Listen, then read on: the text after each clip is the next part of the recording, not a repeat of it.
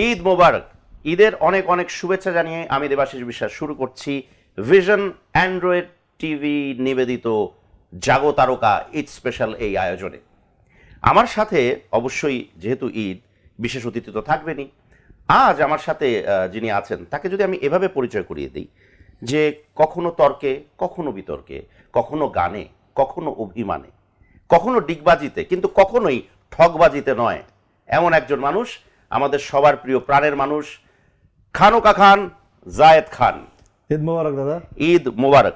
আচ্ছা জায়েদ ভাই, প্রথমত যে সোনার চর নিয়ে আমরা কথা বলবো, কারণ ঈদে মুক্তি পেয়েছে এই ছবি, এবং বলে না যে জায়েদ ভাইয়ের এখন সোনায় সোহাগা, চারিদিকে সোনাই সোনা। সোনার চর সিনেমার নামও সোনা দিয়েই, আবার কিছুদিন আগে আমরা একটা মোবাইল দেখেছি, সেটাও সোনা দিয়েই নির্মিত, তাই না? আপনি যেটা পড়ে আছেন সেটাও তাই। তো এত সোনা দিয়ে কি করবেন আগে এটা বলেন। যেহেতু বিয়ে করিনি, বিয়ে করার পর যদি বিয়ে হয়ে যায় বহুগুলার পড়তে দিবে না, এই জন্য তার আগে ইচ্ছাটা পুরো যা পড়ে নেই। পড়ে নেই। এমনও তো হতে পারে যে বউগুলা বলবো যে এগুলো এখন আমাকে দাও, আমি পড়ি, তুমি বহুত পড়েছো। বহুত পড়েছো। আর না, আর না। আচ্ছা, বউ নির্বাচনের ক্ষেত্রে জায়েদ ভাই কি ভাববেন, বউয়ের মধ্যে কি থাকা চাই, তার যে বউ হবে? আমরা আপনার আমার বাড়ি তো একই জায়গায়, একই জায়গায়, আমরা পিরোজপুরের মানুষ, আমরা কিন্তু ভাই ভাই একেবারেই একেবারে কাছে, পিরোজপুরের ভাই, প্রাণের ভাই। আমাদের ক্ষেত্রে হয় কি, একটু ঘরোয়া মেয়ে চাই আমি। সেক্ষেত্রে আমার ক্ষেত্রে যেটা, আগে দর্শনদারি, সুন্দরী হতে হবে। জায়েদ খান, জায়েদ খানের বউ হবে, হাইটে গেলে রাস্তাতে না তাকায়, বউ হবে।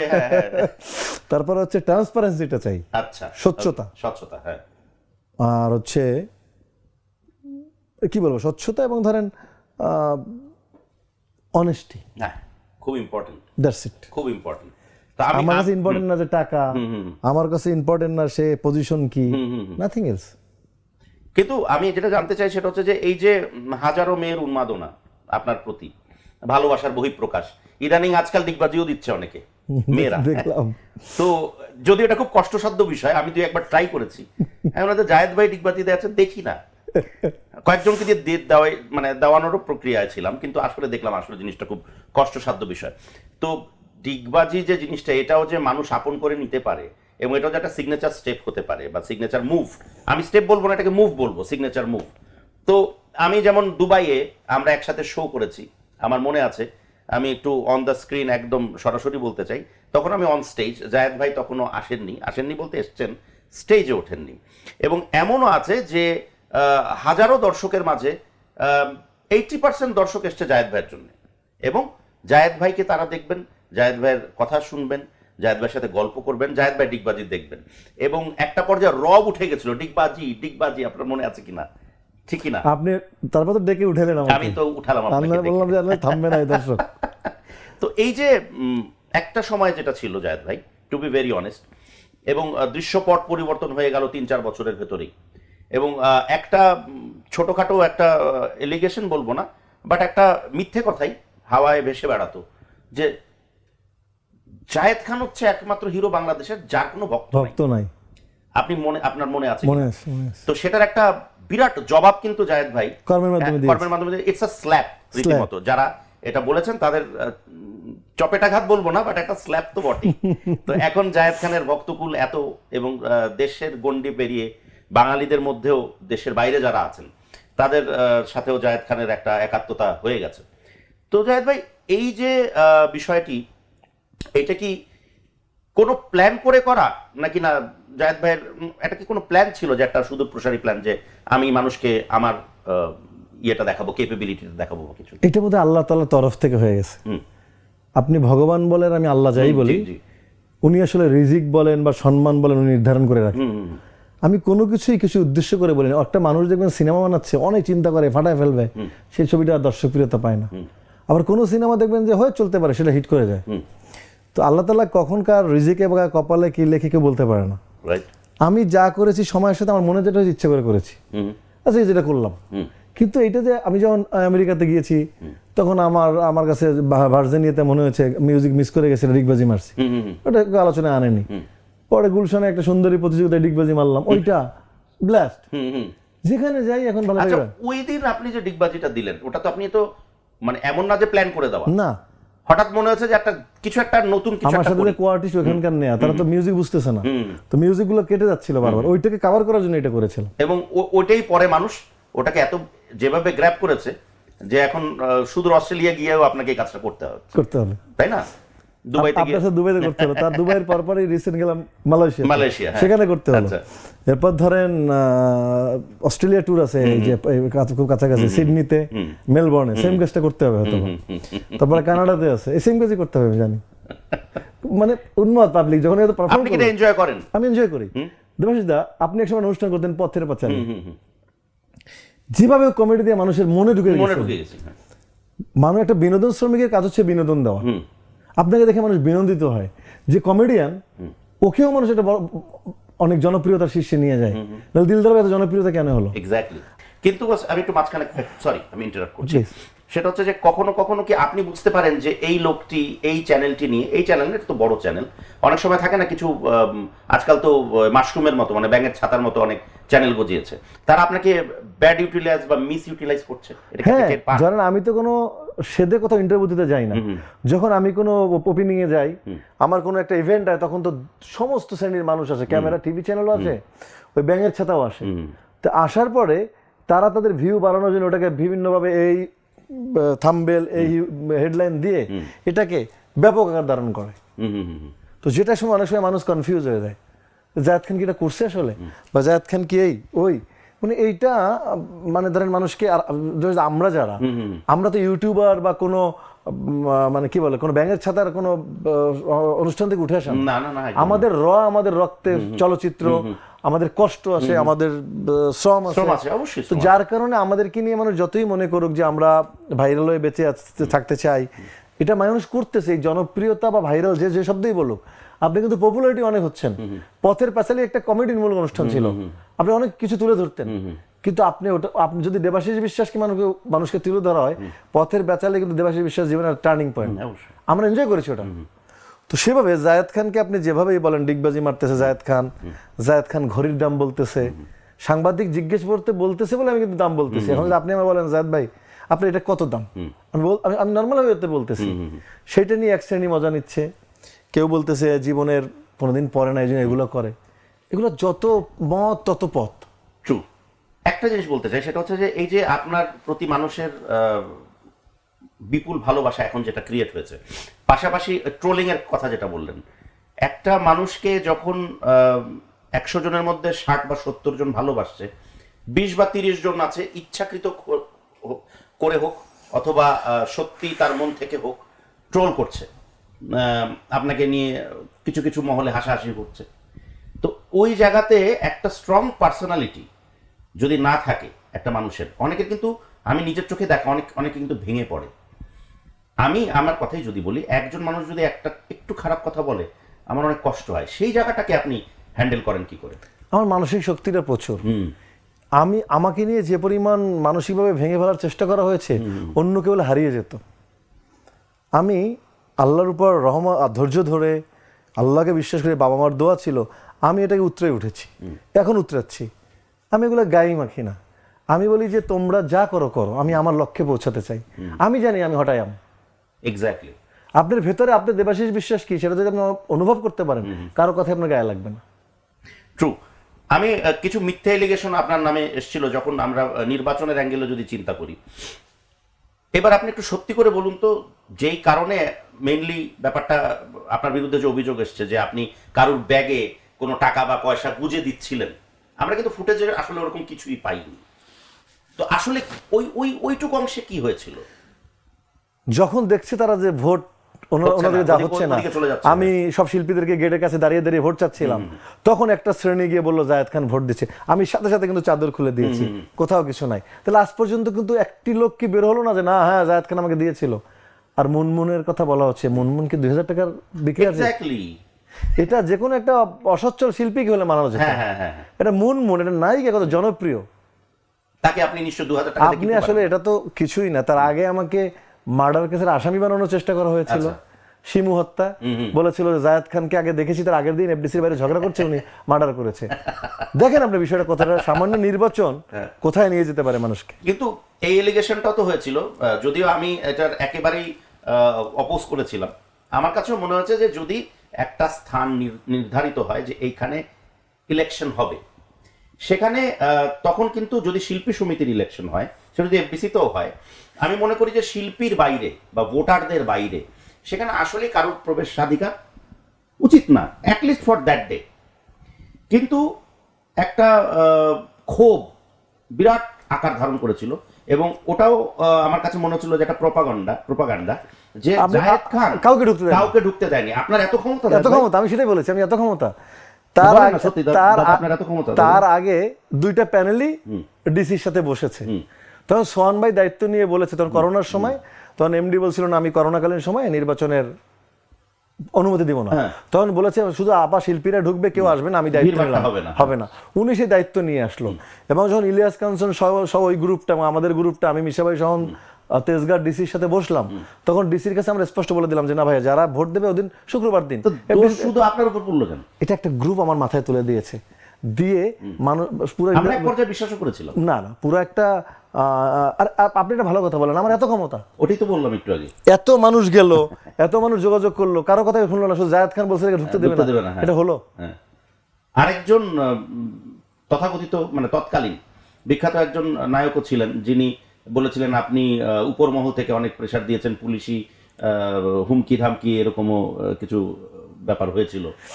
আমি বললাম না যে কিছু হলেই জায়েদ খান, যে গাছে ফল বেশি ঢিল পরে বেশি। শিল্পী সমিতিতে নির্বাচিত হলাম এত কিছুর পরে, নির্বাচিত বসতেও পারলাম না, একটা মানুষ জোর করে বসলো, তারপরও সে অবলীলায় বলতেছে যে আমি কিভাবে জায়েদ খান পরাজিত করেছি দেখেননি, ভোটে পারেনি, অন্যভাবে পরাজিত করেছে। তো তারপর ওই শিল্পী সমিতির উন্নয়ন মানে হচ্ছে শুধু জায়েদ খান ঠেকাও, বাতিল করো জায়েদ খানকে, মানে জায়েদ খান শয়নে স্বপ্নে মনে আসতেছে, আমি ওদিকে যাই না, ওদিকে মাথায়ও নাই, আমি আমার মাশাআল্লাহ আমার কাজ নিয়ে অনেক ব্যস্ত।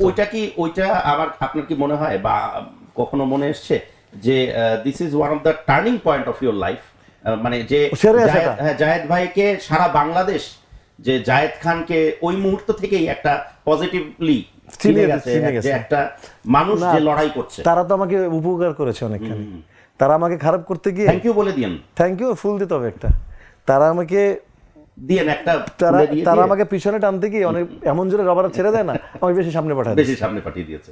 আচ্ছা, ব্যাক টু সোনার চর, সেখানে কুমিরের একটা গল্প আছে, আমি একটু শুনতে চাই যে আপনি যখন ব্যাপারটা জানলেন, তার আগে কি আপনাকে জানানো হয়নি? আমাকে জানানো হয়নি, আমাকে শুধু জাহিদ হোসেন বললো কি তুমি সাঁতার জানো, আমি সাঁতার জানি। ওনারা কি জানতেন যে কুমির আছে? ওনারাও তখন জানতেন। তো পিরোজপুরে কালীগঙ্গা নদী অনেক বড় নদী, তো আমাকে ট্রলারে করে মাঝখানে নিয়ে গেছে, ওখানে একটা সিন, আমি নদীতে ঝাঁপ দিব, সাঁতরে অনেক দূর যাবো, তো লুঙ্গি পরা সাথে তো কেমন লাগে আপনি তো বুঝেন, ভার হয়ে যাবে। যখন আমি মানে প্রথম হচ্ছে আমি ট্রলারতে লাফ দিই, পানি দিয়ে ডুব দেবো, তো যেহেতু সাঁতার জানি আমি ডুব দিয়েছি, উঠে দেখি যে ট্রলার প্রায় আধা মাইল দূরে চলে গেছে। আচ্ছা, ওইটা ক্যামেরা ওখানে গিয়ে ধরছে, ওখান থেকে সাঁতরে আসতে হবে। আচ্ছা, ওকে। সাঁতরে আসতেছি কত কষ্ট, চারদিকে কুল কিনারা নেই, এত বড় নদী। পরে যে ট্রলার চালায় উনি বললো যে আপনারা ফেলছে, আমি তো আল্লাহ করতেছিলাম, কত 3-4 দিন আগে এখানে একটা চরের এখানে একটা গরুর বাচ্চা একটা কুমির উঠে নিয়ে গেছে চরে উঠে। কেমন ভাই বিশ্বাস, ওই মোমেন্টে ভাই আমার পুরো হাত ঠান্ডা হয়ে গেছিল তখন, যে কোনোভাবে যদি একটা টান দিত আমার কি হইতো ভাই, হাত কেন, আমি থাকলে তো আমার সর্বাঙ্গ ঠান্ডা হয়ে থাকে, মানে কি একটা অবস্থা চিন্তা।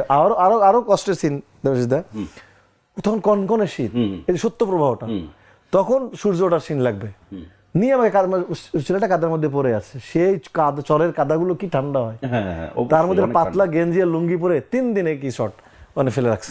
আমি যেটা বিশ্বাস করি যে যদি অনেস্টি থাকে কাজে, সেটা ফলাফল ভালো আল্লাহ দেবে, আমি বিশ্বাস করি অবশ্যই দেবে। আমার সোনার চর নিয়ে সেটাই আশাবাদী, জায়েদ খান নায়ক থেকে অভিনেতা হওয়ার চেষ্টা করেছি। হ্যাঁ, ডেফিনেটলি। আমিও সেটা অনেকবার আপনাকে বলেছি যে যদি ভালো ক্যারেক্টার হয় বা ভালো ডিরেক্টর হয়, ক্যারেক্টার অ্যান্ড ডিরেক্টর দুটোই প্রয়োজন, তো সেখানে জায়েদ খান সাহেবকে নিয়ে ভালো কাজ করা কিন্তু সম্ভব, যেটা অনেকে স্থূল কাজগুলোই দেখছে, সূক্ষ্ম কাজও কিন্তু জায়েদ ভাইকে দিয়ে সম্ভব করা যায়। কাদামাটি আমরা একটু আপনাদের মতো ডিরেক্টররা পেলে একটু গড়ে নেয়া, ডেফিনেটলি। আর যে আমার তো আসলে কাজটার প্রতি অনেক বেশি ডেডিকেশন, আপনি ভালো করেই জানেন। করোনার মধ্যে একটা কাজ করলাম, সেটাও আপনি অনেক বললাম জায়েদ ভাই পারবেন, আমি জিম টিম করে কষ্ট করে, থ্যাংক ইউ ফর দ্যাট। তো আমরা কিন্তু কাজ করেছি, কিন্তু তো আমরা দিন শেষে কাজটাকেই ভালোবাসি। এক্স্যাক্টলি। আমাদেরকে একটু তৈরি করে নেওয়াটা জরুরি, এটি আর কিছু লাগে না। রিসেন্টলি নতুন একটা আপনার জীবনে তো আপনার প্রতিদিনই একটা করে না কিছু সংযোজিত হচ্ছে বউ ছাড়া। বউ ছাড়া। ওটাও হয়ে যাবে ইনশাল্লাহ। ওইটা সংযোজিত হলে অন্য কিছু দেখা গেল সংযোজন সব বিয়োজিত হয়ে যাবে। বিয়োজন হয়ে যাচ্ছে। তাহলে আপাতত থাক আরো কয়েক বছর কিছু সংযোজন হোক, আরো কিছু সংযোজন হোক। এই যে আমরা রোলেক্স ঘড়ির পরবর্তী যে ধাপটা, রোলেক্সেরই আরেকটা বিষয় আপনার সাথে আছে মনে হয়, একটা ফোন। আমি কি একটু দেখতে পারি ফোনটা? একটু দেখতে চাই ফোনটা। হ্যাঁ, এটাও রোলেক্সের। হ্যাঁ, এই যে পুরো গোল্ড, এটা পুরো একটা ওই যে একটু আগে বললাম সোনাময় জায়েদ, সোনায় সোহাগা। ফ্যান্টাস্টিক। এবং এটা সম্ভবত ইটস এ ওয়ান পিস। এটাও কিন্তু মনে করেন যে আপনার সেই সিগনেচার স্টেপ দিয়ে ধরে নিয়ে আসা। আচ্ছা, ওকে, এটার গল্পটা একটু শুনি। এটা কিভাবে? অ্যাপেল গ্যাজেট, ওদের আমাকে অ্যাপেল গ্যাজেট আছে যমুনা ফিউচার, ওদের আমাকে ওদের শোরুম উদ্বোধনের জন্য বললো। তো আমি গেলাম, তো বললো যে ভাইয়া সবার একটাই চাওয়া, একটা ডিগবাজি দিতে হবে। তো আমি ঢোকার পরে দেখলাম যে এতটুকু একটু চিপা জায়গা, গ্লাস ভয় লাগলো। আর নিচে পুরো ফ্লোর হচ্ছে এই টাইলস, তো হাত সরে যাবে। আপনি একটু বলছিলেন না দেবাশিস দা, একটা ডিগবাজি কিন্তু অনেক কঠিন জিনিস। 6'1" একটা ছেলে পুরো হাতের উপর ঘুরতেছে, একটু এদিক ওদিক হলে হাত উঠে যাবে, ডিসলোকেটেড হয়ে যাবে। তো যার কারণে আমি বললাম যে আচ্ছা ঠিক আছে, আমি দিতে পারি। তো উনি দেখলাম একটা বড় বক্স নিয়ে দাঁড়ায় আছে। বললাম ভাই এটার মধ্যে কি? রাফি ভাই ওখানে বললো ভাই এটার মধ্যে জিনিসটা বের হবে, ডিজাইনার পিস। আমি ডিগবাজিটা দিলাম, পর উনি দাঁড়ায় আছেন। ধরার পরে এটা ফেল কি ভাই বুঝে না, গোলটা এরকম ধরছি, চকচক লাগছে। আমার তো চোখ পড়ে গেছে। আমি বললাম ভাই এটা তো আমার চাই, ভাই এটা আমার চাই। মাথা চুলকাচ্ছে, ভাই না ঠিক আছে টানায় দেবো না। না ভাই এইটাই লাগবে, আনায় দিবেন 3-4 দিন 5 দিন, এই দেড় আমি সহ্য করতে হবে। বাকির নাম ফাঁকি। তো বললো ভাইয়া ঠিক আছে, তাহলে আমার একটু কথাবার্তা বলে আপনাকে কালকে সোনারগাঁয়ে এসে আমি হস্তান্তর করি। ঠিক আছে। তো পরের দিন উনি সোনারগাঁয়ে পুরো টিম নিয়ে এসে অফিসিয়ালি এনে আসে আমার কাছে হস্তান্তর করলো যে ভাই অনেক ভালো একটা জিনিস আপনাকে দিলাম, এটা অন্যরকম লাগবে আপনার কাছে, আপনার সাথে যাই আমরাও চিন্তা করছি, ঠিক আছে আপনাকে দিলাম। বাহ, চমৎকার। আমি একটু জানতে চাই জায়েদ ভাই, যেটা অনেকেই জানতে চায় না, সেটা হচ্ছে ইউনিভার্সিটির যে জীবনটা জায়েদ ভাই, ঢাকা বিশ্ববিদ্যালয়, সেটা সম্পর্কে জানতে চাই। তখন জায়েদ ভাই আসলে কিরকম ছিলেন? তখন সিনেমার পোকাটা কতটুকু প্রভাব ফেলেছিল? বিশ্ববিদ্যালয়ের দুইটা জিনিস, একটা হচ্ছে ক্লাস করেই পিছন থেকে হয়ে যেতাম সিনেমা দেখতে, মাঝে মাঝে এফডিসি গেটে দাঁড়াতাম। আচ্ছা। আর এফডিসির গেটে দাঁড়িয়ে প্রথম কাকে দেখেছিলেন তারকা হিসেবে? মান্না ভাইকে, মান্না সাহেবকে দেখেছিলেন। লাল একটা গাড়ি, হ্যাঁ লাল একটা গাড়ি, আপনার মতো, আপনার যে আমার গাড়ি ছিল, একই গাড়ি, ওই কালো তখন মান্না ভাই কাবার নাই, হ্যাঁ আচ্ছা, বের হচ্ছে, আচ্ছা কনভার্টিবল তখন বের হচ্ছে মান্না ভাই একটা হোয়াইট শার্টের মতো পরে সমস্ত। তখন তো এফডিসির গেট মানে প্রতিদিন হাজার হাজার মানুষ দাঁড়িয়ে থাকা, মানে আমাদের ঐতিহ্যটা কিভাবে হারিয়ে গিয়েছে। এখন এফডিসি গেটে কোনো লোক থাকে না, তো সেখানে হাজার হাজার মানুষ এফডিসি গেটে দাঁড়ায় থাকে। তো সেখান থেকে মান্না ভাই বের হয়ে যাচ্ছিল, কেমন একটা ফিল লাগছিল। হয়তো দাঁড়িয়ে থাকতাম, আর ইউনিভার্সিটি আরেকটা জিনিস দেখতাম, সুন্দর মেয়ে দেখলে কাছে যাওয়া ভয় পেতাম। পকেটে 500 টাকা, আচ্ছা পুরো মাস চলতে হবে। তো যেভাবে গাড়ি থেকে নামছে, ওকে যদি একদিন খাওয়াতে যাই কি হবে, মাস শেষ হয়ে যাবে। দূর থেকে দেখতাম। আইবি এর ক্যান্টিন ছিল, ওখানে শুধু দুপুরে খিচুড়ি খেতে যেতাম, সুন্দর সুন্দর মেয়ে আসে দেখার জন্য।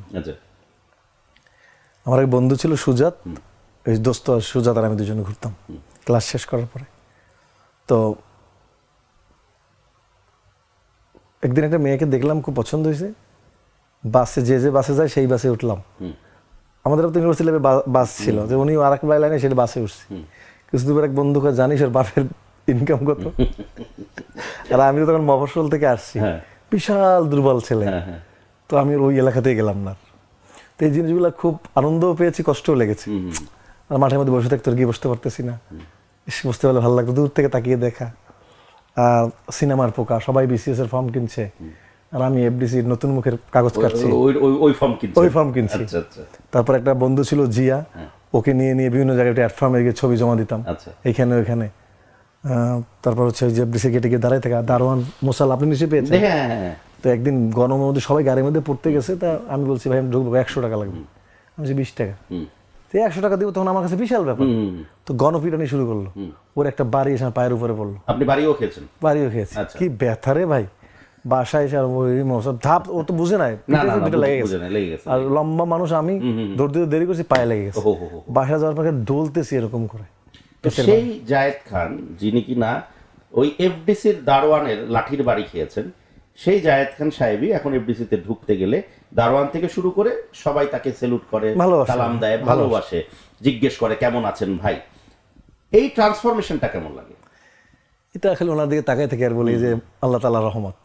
এটা কি আপনি ভাবতে পেরেছিলেন যে এই জিনিসটা আপনি করবেন বা করে দেখাবেন, বা না, এটা নিজের আসলে মধ্যে কোনো ভেবে ছিল কিছু কিনা? হয় না দেবাশিসদা। কোনো জিনিস বেশি প্ল্যান করতে গেলে মিস হয়ে যায়। চেষ্টা থাকলে, এক সাধনা থাকলে, সাধনা করে লেগে থাকলে সেটা একটা জায়গায় যাওয়া যায়। Definitely. আমি 10 দিকে দৌড়েলাম, অনেক কিছুই হয় না। একটা বিসিএস করার চিন্তা করতাম, কোনো চিন্তা করতাম বড় ব্যবসা করবো, অনেক কিছুর মধ্যে দৌড়েলে এই শিল্পী জীবনটা উপভোগ করতে পারতাম না। এক্স্যাক্টলি। আমার সবকিছু কষ্টের পরে আপনি যেটা বললেন গত 1-2 বছর আমার একটা ট্রান্সফরমেশন, আমি একটা স্টারডমটা উপভোগ করছি। আমি কোথায় গেলে 4-5-6টা বডিগার্ড লাগে, সাথে ঘুরতে পারি না, মানুষের মধ্যে সামলাতে পারি না। আমি আপনার দুবাই শেষ করে, দুবাইতে আপনি দেখছেন লাস্টে গিয়ে আমাকে রুমের মধ্যে লুকিয়ে রাখতে হয়েছে। রাইট। কিভাবে শুনতে আপনি প্রমাণ পাকে। এরপরে আমি মালয়েশিয়াতে গেছি, 16টা বডিগার্ড দিয়েছে, তারাও আমাকে আগলায় রাখতে পারে না, 10-20 হাজার 15,000 মানুষ। তো এরকম একটা ঢল শুরু হয়েছে মানুষের। কোথাও গেলে এই যে ভালোবাসা, মনে করি আল্লাহ আই এম ব্লেসড, আল্লাহ তাআলার রহমত এবং আপনার বাবা মার দোয়া ছাড়া এটা হওয়া খুব টাফ। ডেফিনেটলি, মানে আনডাউটেডলি। ইনফ্যাক্ট একটা জিনিস আমি একটু জানতে চাই যে জায়েদ ভাই সবসময় ভেরি ওয়েল ড্রেসড, তো ড্রেসের প্রতি ফ্যাসিনেশন, সেটা রয়্যাল মালাবার হোক আর ল্যাভেন্ডার, আর যে ল্যাভেন্ডার হোক আর যেটাই হোক, ড্রেসের প্রতি যে ফ্যাসিনেশন সেটা কিভাবে হলো জায়েদ ভাই? ছোটবেলা থেকে আমি খুব সুন্দর শৌখিন ড্রেস পরে। আমি যখন ক্রিকেট খেলতাম, আমার এক পাশে পায়ের সাথে ওয়াসিম আকরামের ছবি লাগিয়ে রাখছিলাম, এক পাশে ইমরান খানের ছবি। আচ্ছা। তখন বুঝতাম না, তারপরে সেলাই করে করে কাগজের জিনিস, আচ্ছা। প্যান্টটা ধুতাম না অনেকদিন, এখানে লাগাই রাখতাম। ওয়াসিম ভাই তলোয়ার ফাইট দেখে বড় কাঠের তলোয়ার বানিয়ে সুতা দিয়ে কোমরে বেঁধে বেঁধে হাঁটতাম। তাই কি? ফিল্মিক ব্যাপার ছোটবেলা থেকে। আপনি পিছুগুলো জানেন, সালমান শাহের দেখে ওই মাথায় প্রথম কাপড় বাঁধা, ক্যাপ পরা, এতগুলো ব্রেসলেট পরা শুরু করলাম। তখন একসময় একটা শার্ট, আপনার মনে আছে কিনা, একসময় শার্ট বেরোলো বুকে ইউএস আর্মি লেখা, ফিতারিতে বেঁধে রাখে। তো এটা আমার পিরোজপুর হ্যাঙ্গারে নতুন আসলো, আমি রাস্তায় যাচ্ছি, শার্টটা দেখলাম। আচ্ছা। তা আমার বাবাকে বললাম আমার শার্টটা কিনে দাও। বাবা নিয়ে বললো যে এটা তো এরা গ্রামের যে কথা, মফস্বলের বাবা বলে তো বকাটেরা পরে, তুমি কেন পড়বা? আমি স্টেট ফ্লোর রাস্তার মধ্যে শুয়ে পড়ছি, মোড়ামুড়ি এর মধ্যে, ড্রেনের মধ্যে পড়ে যাবো বললে, মানে ওটা না দিলে কিছু লোক এসে বললো আব্বার হক ভাই দেন কি করবেন? আব্বা সারা দিন লজ্জা পরে শার্ট কিনে নিয়ে আসতেছে। ভালো থিওরি কিন্তু। নিজের বুতামটা ছিঁড়ে গেলে নিজে বুতাম সেলাই করতাম, আচ্ছা। জুতা 100 বার করে মুসির কাছে নিয়ে কালি করে আনতাম। এগুলো মানুষের ছোটবেলা থেকে তৈরি হয়। এখন আমি রয়্যাল মালাবারে যাই, আমি বিদেশে গেলে, মুম্বাই গেলে শুধু ড্রেস কিনি, আমি বিভিন্ন মার্কেট ঘুরে বেড়াই। মানুষ যেমন, আমি যেমন জুয়া খেলে টাকা নষ্ট করি না জীবনে, মদ খাই না, আমি সিগারেট খাই, আমার টাকাগুলো আমি ড্রেসের শৌখিনতায় শেষ মানে খরচ করি।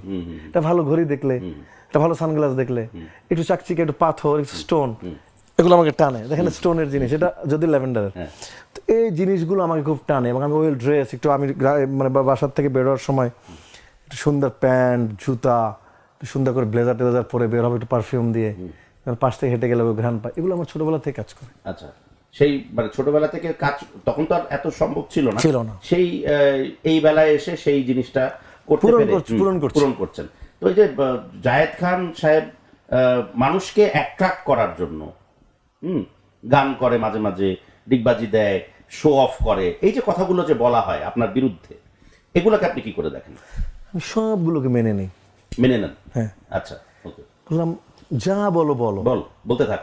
নিজেদের মেগাবাইট খরচ করে আমাকে দেখছো, আমাকে আম্বানির সাথে একটা কল রেকর্ড 4 মিলিয়ন বানায় ফেলছে, দেখেন।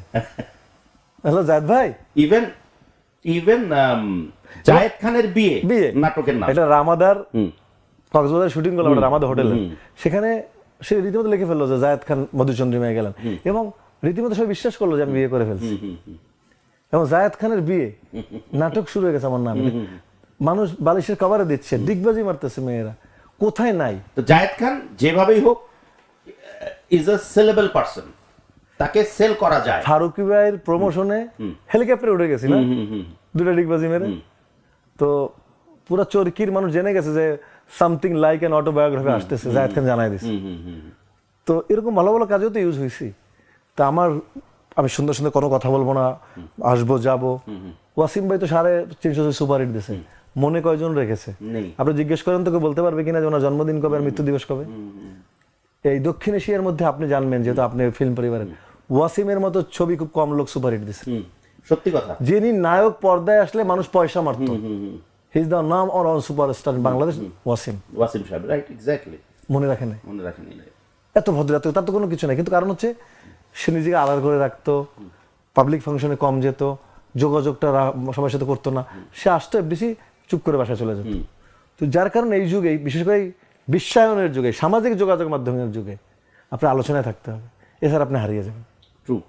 আজ থেকে 5 বছর আগের জায়েদ খান, এখনকার জায়েদ খান, এবং এখনকার জায়েদ খান আগামী 5 বছরে তার প্ল্যানটা কি? যদি আপনি প্ল্যান করে ওভাবে কিছু করেন না, তারপরেও একটা মানুষের একটা স্বপ্ন থাকে যে আমি এই পর্যন্ত এগোতে চাই বা এই জায়গায় আরো বেশি প্রতিষ্ঠা পেতে চাই। জায়েদ ভাই, সবার ভালো কাজের ইচ্ছা থাকে। আমার যেমন মেইন টার্গেট তো আলটিমেটলি ফিল্ম, বিগ স্ক্রিন।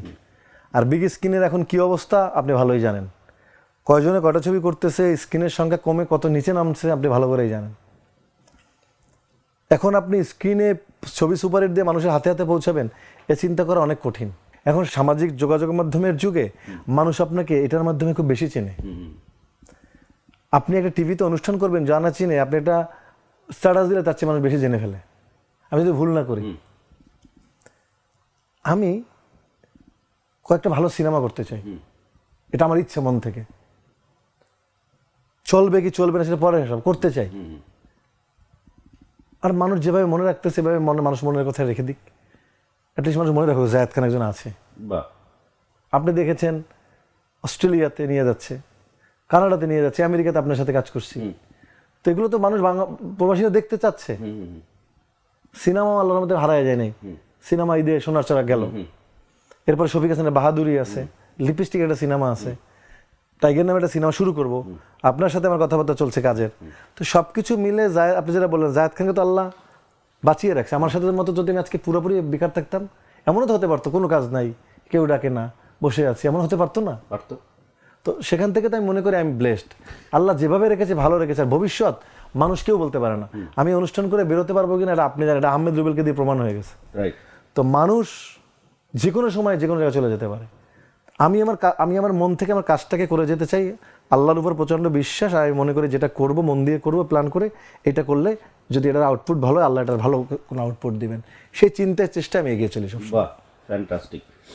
শেষের দিকে কয়েকটা প্রশ্ন এখনো আমার মাথায় ঘুরপাক খাচ্ছে। একটা হচ্ছে যে যেহেতু ঈদের অনুষ্ঠান, আমরা ঈদের মধ্যে বসে আছি, ঈদ আনন্দে আছি, তো জায়েদ খানের ছোটবেলার যে ঈদটা, হ্যাঁ, যেটা সাধারণত আমার মনে পিরোজপুরেই কেটেছে, পিরোজপুরে কেটেছে, এবং তখন থেকে শুরু করে ইউনিভার্সিটি লেভেলের গল্প আমরা শুনলাম। এখন জায়েদ খানের ঈদটা আসলে কি, মানে কিভাবে কাটে এবং কি করে জায়েদ ভাই? এখন ঈদের দিনেও যদি আপনাকে এখন বলা হয় যে শোরুম উদ্বোধন করতে হবে, আপনি চলে যাবেন নাকি ঈদটা কাটাবেন আগে, এটা বলেন। না, এখন ঈদের দিন শোরুম করার, আর বিশেষ করে দাদা বাবার মা মারা যাওয়ার পরে ঈদটা এখন কাছে অন্যরকম হয়। যেহেতু আমি বিয়ে করে নিয়ে 3 ভাই বোনের মধ্যে সবার ছোট, বাবা মা থাকা অবস্থায় আমাকে ওই পিচ্ছিই মনে হয়েছে। আব্বা সালামি দিত, আম্মা সালামি দিত, আম্মার হাতের পায়েস খেতাম, আব্বা বুকে জড়াই দিলে কপালে চুমা দিত।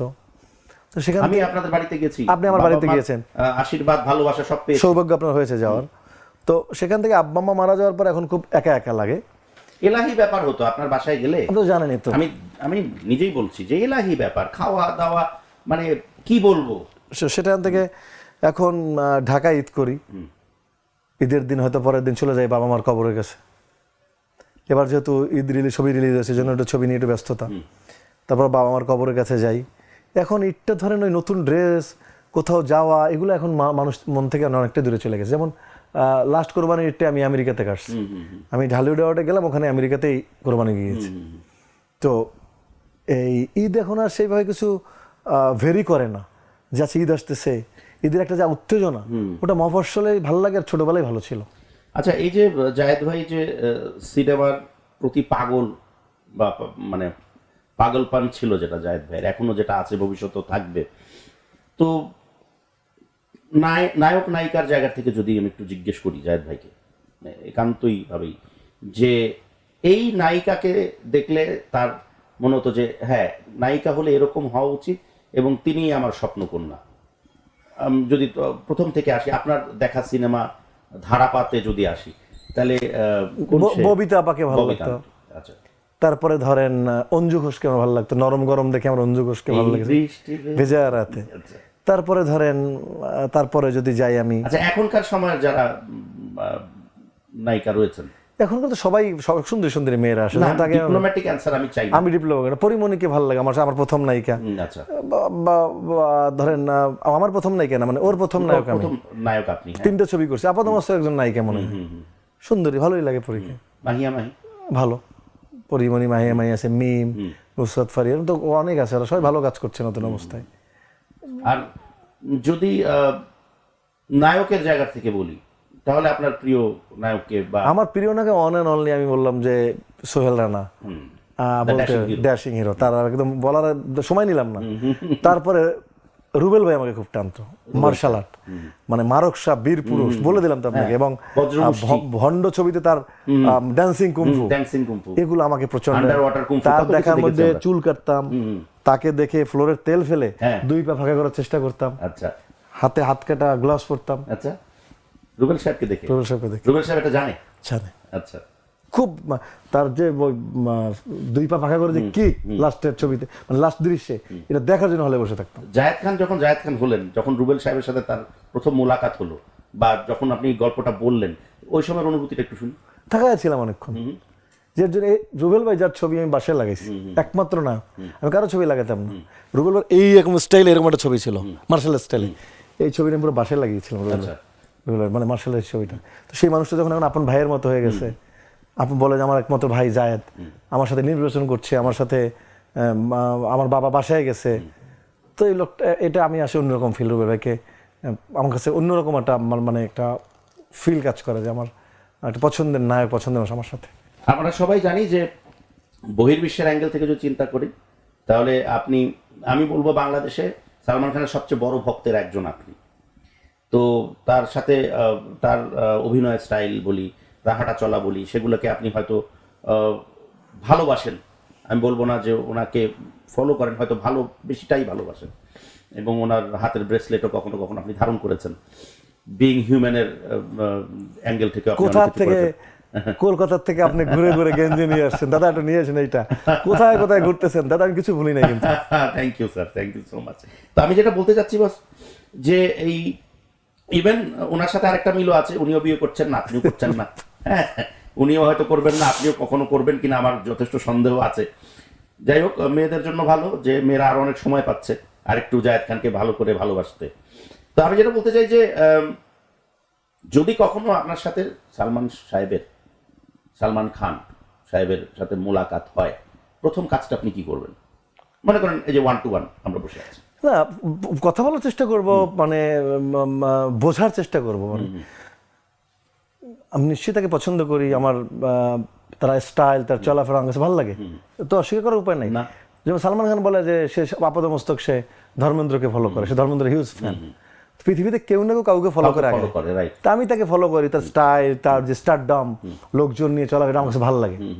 তো যদি সে আমার সামনে আসে, তার সাথে বসি, স্টারডম, সিনেমা এগুলো নিয়ে আলাপ করবো, লাইফ সম্পর্কে, দর্শন সম্পর্কে। কোন জিনিসটা সালমান খান সাহেবের যেটা আপনাকে সবচেয়ে বেশি আকৃষ্ট করে? গরিব মানুষের জন্য জীবন দিয়ে দেয়, মানুষের জন্য দুহাত করে করে। অনেক শিল্পীরা বলে, হিমেশ রেশমিয়া থেকে অনেকে বলে যে আজকে আমি তৈরি হইতাম না যদি সালমান খান না থাকতাম। অনেক নায়িকারা বলে রাস্তায় বাচ্চাদেরকে পাইলে নিজের গাড়ি উঠে নিয়ে চলে যায়, এটা চ্যারিটি চালায়। আমি কিন্তু মুম্বাই গেলে এত কাপড় কিনি শুধু এই কারণে আমার টাকাটা তো চ্যারিটিতে চলে যায় বাচ্চাদের। এবং ওখানে ওই যে মুম্বাইয়ের যে শোরুমটা আছে, এখানে অনেক অটিস্টিক, অনেক যারা শারীরিকভাবে প্রতিবন্ধী তারা কাজ করে, তারা সেখানে। না, এই স্বভাবটা আমি বলবো না যে ওনার কারণেই, আপনার সাথে এই স্বভাবটা যায়। এটা ওনাকে দেখে না, এটা আমি ছোটবেলা থেকে তৈরি হয়েছে, আমার বাবাকে দেখে না। আপনি নিজের থেকে এই কাজটা করেছেন, করে এসেছেন, এবং কখনো কখনো নীরবে নিভৃতও করেছেন, কেউ জানেও না হয়তো। আপনি করোনার সময়টা চিন্তা করে দেখেন না, যখন করোনার সময়টা আমাদের এখন যাই বলি কি গেছে, আমরা মাকে ধরি নেই, অনেকে মাকে জঙ্গলে ফেলে আসছে করোনা দেখে। সেই সময় আমি করোনা রোগীদেরকে গোসল করিয়ে, সাদেক বাচ্চু বলেন, রানা হামিদ বলেন, আমি তাদেরকে দাফনের ব্যবস্থা করেছি, আমি পালাই নেই। করোনার সময় আমি দাঁড়িয়ে আপনি আমাকে দেখেছেন মিশা ভাই, আমরা মিলে কি পরিমাণ মানুষের বাসায় কাজ বন্ধ, খাবার পৌঁছে দিয়েছি করোনাকালীন সময়, অনেক কাজ করছি ভাই। কোন কোস্টার আছে যার সাথে আপনাকে যদি মানে আপনার নায়িকা আর কি, মানে আপনার সাথে যিনি কাজ করবেন, এমন কোন নায়িকা আছে যে যার সাথে আপনাকে কাজ করার অফার দিলে বাংলাদেশে আপনি স্ক্রিপ্টও পড়বেন না, হ্যাঁ বলে দেবেন। শাবনূর, না কোন নায়িকা এমন আছে যে অসাধারণ স্ক্রিপ্ট, মানে ওই ছবি করলে আপনি একটা অন্য পর্যায়ে চলে যাবেন, কিন্তু সব ভালো আছেন, ওই একটা জায়গায় প্রবলেম, সেটা হচ্ছে নায়িকা। সেটা কোন নায়িকা হতে পারে? এটা ভেবে দেখিনি, কখনো ভাবেননি? ট্রুলি ভাবিনি। আচ্ছা, মানে এটা আপনি আজকেই প্রথম, এই প্রশ্নটা জীবনের প্রথম কেউ করলো। এটা ভাবিনি যে আমি অনেক স্ক্রিপ্ট ভালো কিন্তু ওই নায়িকার জন্য করব না, এমন কিছু এখনো ভাবিনি, আসলে ট্রুলি ভাবা হয়নি। ওভাবে নায়িকা বিদ্বেষ তো আপনার নেই? কখনোই নেই। কারণ কাজটা তো সেটা হলো সিনেমার কাজ, সেটা আপনাকে করতেই হবে। সেখানে কার সাথে কার কি দ্বন্দ্ব আছে, কি সংঘাত আছে, বা আপনার তাকে নাও ভালো লাগতে পারে, কিন্তু কাজের জায়গাটা তো আপনি কম্প্রোমাইজ করবেন না। আলাদা। এমন কোন স্ক্রিপ্ট আছে যেটা আপনি চান যে এইটা পর্দায় হয়েছে, এর আগে হয়েছে, আমরা দেখেছি, সুপারহিট হয়েছে বা মানুষ খুব পছন্দ করেছে, এটা রিমেক হবে, ওই রিমেকটা আপনি করতে চান, এমন কোন সিনেমা? অনেকে দেবদাসের নাম বলে, অনেকে এই বলে সে বলে, আপনার কাছে কোনটা? আম্মাজান। আম্মাজান, মানে মান্না আঙ্কেলের ক্যারেক্টার যেটা আছে, কেন? অন্য অসাধারণ পাগলামি আছে, প্রেম নাই, পুরো ছবিতে হাসা নাই, পুরো ছবিতে মায়ের জন্য পাগলামি, একটা মায়ের অসম্মানের জন্য একটা মানুষের কিভাবে তার প্রতি ডেভোশন, গল্পটা শুরু থেকে শেষ পর্যন্ত ওঠার সুযোগ নেই। মান্না সাহেবের আম্মাজান সিনেমার নায়িকা কে ছিলেন? মৌসুমী ম্যাডাম। ওই ক্যারেক্টার যদি এখন কথার কথা আপনাকে দেওয়া হলো, আম্মাজান, মনে করেন যে কপিরাইট নিয়ে এসে দিয়ে দিলাম, ওই একই জায়গায় আবার আসি যে একটা নায়িকা আছে, যে নায়িকা আছে ছবিতে, মৌসুমী ক্যারেক্টারটা উনি করবেন, মনে করেন নিপুণ করলো, আপনি করবেন? আম্মাজান ছেড়ে দেবেন না ওই আম্মাকে ছেড়ে দেবেন? সম্ভাবনা খুবই কম, ছেড়ে দিতেই হবে মানে ছবি। আমি হ্যাঁ, মানে কারণ মানে এত নোংরামি হয়েছে ওই আম্মাজানের কারণে, মানে খালাম্মার কারণে আম্মাকে ছেড়ে দেবেন? উত্তর তো দিয়ে দিলেন আপনি। মানে death is preferable to dishonour. আমি এত ব্যালেন্স করে লাইফ কখনো আমি লিড করিনি। মানে কেউকে খারাপ কোয়ালিটি বলে না, একটা নায়িকার যার মধ্যে নায়িকা ছিল। নিপুণ আক্তার, আমি যতদূর জানি she is a very good human being, একসময় ছিল। আপনার সাথেই এরকম হলো কেন? অনস আপন আ টাইম কারোর সাথেই তো নাই, সবার সাথে। কাঞ্চন ভাই বের হয়ে কি বলে দিল তো দেখেন না আপনি? তো একটা নায়িকা হবে কোমল, একটা নায়িকা হবে ফুলের মতো, একটা নায়িকা হবে, কেন নায়িকার অধিকার নেই নির্বাচন করার? তো কোমল হয়ে তো নির্বাচন করা যায় না। মৌসুমী আপা করছে না, কোমল হয়ে নির্বাচন করা যায় না, কারো অধিকার ছিনিয়ে নিয়ে যাওয়াটা না, এটা তো কোনোভাবেই সাপোর্টিভ। আমি সেটাই বলেছি, এটা মানুষকে অন্যায়ভাবে ছিনিয়ে নিয়ে এবং তাকে মিথ্যা কথা বলা, প্রতিনিয়ত মানুষকে কি বলে এটাকে, সেই শিল্পীদেরকে নিয়ে ছোট করা, একটা ব্যাড পলিটিক্স করা, স্টানের মতো, এটা কোনো নায়িকার কাছ থেকে আমরা জীবনে দেখিনি। যাই হোক, নায়িকা প্রসঙ্গ আমরা বাদ দিই। জীবনে আপনার আরো সুন্দর সুন্দর নায়িকা আসুক, ভালো ভালো নায়িকা, এবং যাদের সাথে আপনি কাজ করে প্রীত হন। আপনার আম্মাজানের মতন আরো বেশ কিছু ভালো সিনেমার স্বপ্ন সফল হোক। আমাদের মধ্যেও একটা কথা চলছে, সেটাও হোক। সেই শুভকামনা করছি অনুষ্ঠান একেবারে শেষ প্রান্তে। তো যেই গানটা আমরা সবসময় আপনার কাছ থেকে শুনে আসি, আমি জানি আপনি গায়ক নন, কিন্তু পাবলিক ডিমান্ডে আপনি গান করেন, এবং পাবলিক ডিমান্ডে করি না, তাহলে আপনি ইচ্ছে করে উপস্থাপকের ডিমান্ডে করি। উপস্থাপক ডিমান্ড করে, আচ্ছা, পাবলিকের কথা বলে, এখানে নিজে গায়ের উপর নিয়ে নেয়। এখানে উপস্থাপকেরও ডিমান্ড আছে, অবশ্যই আছে, বা তার থেকে বেশি ডিমান্ড হচ্ছে কর্তৃপক্ষের। যে অনুষ্ঠানটা আমরা শেষ করবো একটা গানে, তবে সেই গানটি নয় যে গানটি আমরা সবসময় শুনি, যেখানে তুমি রবে। হ্যাঁ, এটা শুনতে শুনতে মনে করেন এটা এই গান শুনে কান পচে গেছে। আপনি নতুন কিছু চিন্তা করেন, নতুন কিছু ভাবেন। আজকে আমাদের অনুষ্ঠানে নতুন একটা গান আমরা শুনবো, এবং শুনতে শুনতে আমরা বাড়ি যাব। নতুন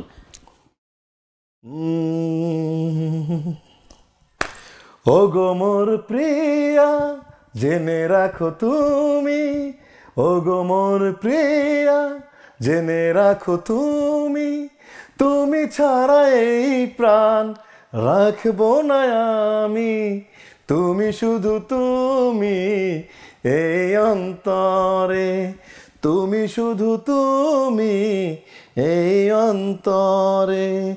ও গো মোর প্রিয়া কালো ছিলাম আমি, আজও রব যে যুগে যুগে আমি তোমারই হব যে, তুমি শুধু তুমি এই অন্তরে, তুমি শুধু তুমি এই অন্তরে।